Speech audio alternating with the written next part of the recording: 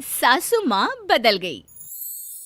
कहानी उस घर की है जहाँ बहू और बेटी को एक माना जाता था, लेकिन फिर अरे शिखा बेटा, तू रसोई में क्यों घुसी रहती है? जा, रोटी मैं बना लूंगी। नहीं नहीं माँ जी, आप बैठिए, बस सारा खाना बन ही गया है। श्वेता को बोल देती हूँ, वो खाना लगा देगी सबका। सॉरी भाभी, मेरे पास वक्त नहीं है। माँ, मुझे पैसे देना, पार्लर जाना है। हाँ हाँ चली जाना, भाभी को भी ले जाना।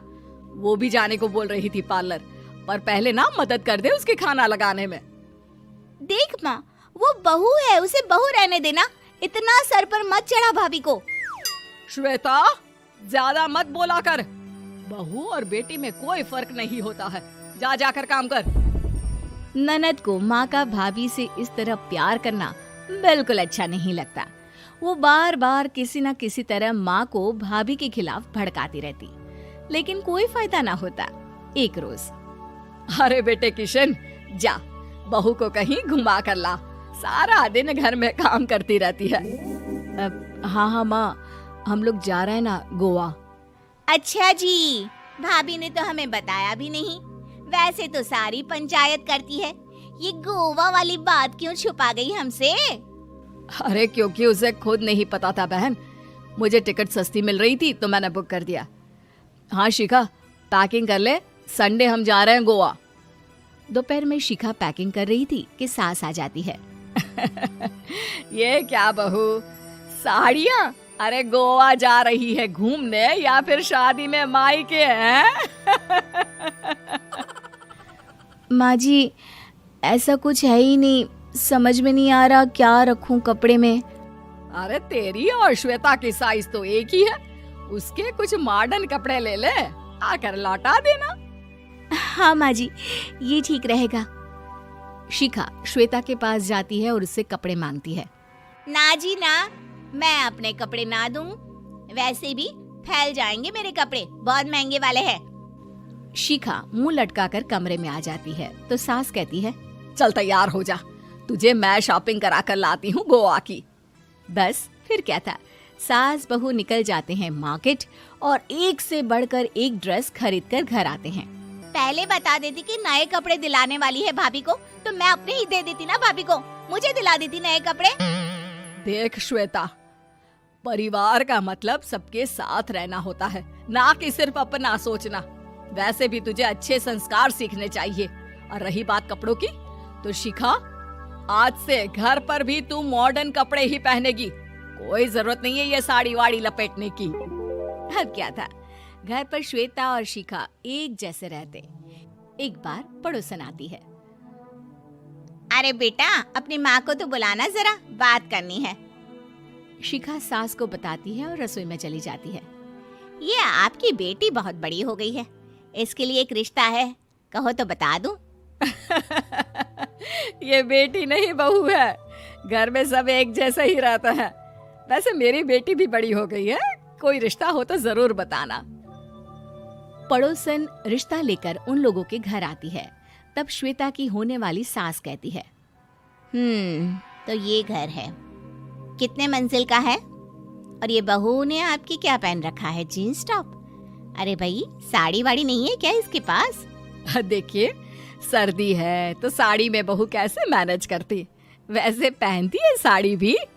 देखिए, हम लोग ठहरे पैसे वाले लोग, कोई कमी नहीं है हम लोगों के पास पैसों की, बहुत पैसे हैं, जमीन, नौकर चाकर, कार, सब कुछ है, लेकिन घर में संस्कारी बहू चाहिए। समझ रही हैं ना आप? सास कुछ कहती कि श्वेता बोल पड़ती है, हाय रे, नौकर चाकर से लेकर जमीन, कार, पैसा, हाँ हाँ, मुझे रिश्ता मंजूर है, मंजूर है मुझे। अरे रुक जा श्वेता, मैं बात कर रही हूँ ना। देखिए, हम लोगों के घर इतनी आजादी नहीं मिलेगी। अरे हाँ कर देना माँ, हाँ कर दे जल्दी से। सास क्या करती, बेटी की शादी ऐसे घर में कर देती है जहाँ ना उनके विचार मिलते हैं और ना ही आचार। शादी के बाद एक रोज फोन पर, श्वेता बेटा, एक बार घर आ जा, बहुत दिल करता है तुझे देखने का। माँ, वो घर पर बहुत काम होता है, कैसे आऊँ? बड़ा घर है, लेकिन आने जाने वालों की लाइन ही लगी रहती है। बेटा मैं तो जानती थी उस घर का हाल, लेकिन तू ही नहीं मान रही थी। माँ देख, हर घर का यही हाल है। तेरी बेटी को यहाँ घूंघट हटाने की परमिशन नहीं है और एक तरफ भाभी स्कर्ट पहनकर घूम रही है। बेटा मुझे क्या पता था कि मेरी बेटी को ससुराल के नाम पर पिंजरा मिल जाएगा। अच्छा माँ, फोन रखती हूँ, सास को गर्मा गर्म रोटी खिलानी है। तुम लोगों की तरह नहीं कि एक रोटी बनाओ, एक सब्जी बनाओ, फिर सारा दिन फ्री होकर घूमो। सास फोन तो रख देती है, लेकिन सोच में पड़ जाती है कि एक तरफ बेटी जिसे कोई आजादी नहीं, वहीं दूसरी तरफ बहू जिसे देखकर लगता ही नहीं कि उसकी शादी भी हुई है। अगले रोज। शिखा, अरे ओ शिखा। हाँ माँ, क्या हुआ? कुछ चाहिए आपको? मैं जिम जा रही थी। जिम के कपड़ों में बहू को देखकर सास को घूंघट में अपनी बेटी का ख्याल आता है। देख बहू, घर में बहू की तरह रहा कर। इतने टाइट कपड़े पहनकर जिम जाना पसंद नहीं मुझे। जा जाकर रोटी बना। रोटी? माँ अभी तो शाम के 6 बजे हैं, इस वक्त रोटी? अब क्या मेरे खाने पीने पर भी पहरा है? अरे जब मर्जी तब मैं अपने घर में खा भी नहीं सकती क्या? बहू को अजीब लगता है। वो समझ नहीं पाती कि जो सास कल तक इतनी सपोर्टिव थी, उन्हें अचानक से क्या हो गया। वो किचन में जाती है, गरम रोटी के साथ 2 तरह की सब्जी, रायता, सलाद सब लेकर सास के पास आती है। माँ जी, खाना। इतना सारा खाना? राक्षस समझा है क्या मुझे? रोटी मांगी थी मैंने गर्मा गर्म बस। पर माँ जी, रोटी खाती किससे आप? सब्जी तो बनानी थी ना। अरे भूख मर गई मेरी तेरी बहस से। जा जाकर काम कर, अंदर पूरी रसोई साफ कर। बहू अंदर चली जाती है। थोड़ी देर में श्वेता घर आती है। अरे शिखा, जल्दी से चाय ला, पकवान बना, मेरी बेटी आई है। अरे नहीं नहीं माँ, ड्राइवर बाहर खड़ा है। मैं तो घर का कोई सामान खरीदने के बहाने यहाँ आ गई हूँ, मुझे जाना होगा। अरे बेटा, पर कितने दिनों बाद देख रही हूँ तुझे, रहने आ जाना 2-4 दिन के लिए। आ जाऊंगी माँ, जब मेरी सास मरेगी तब।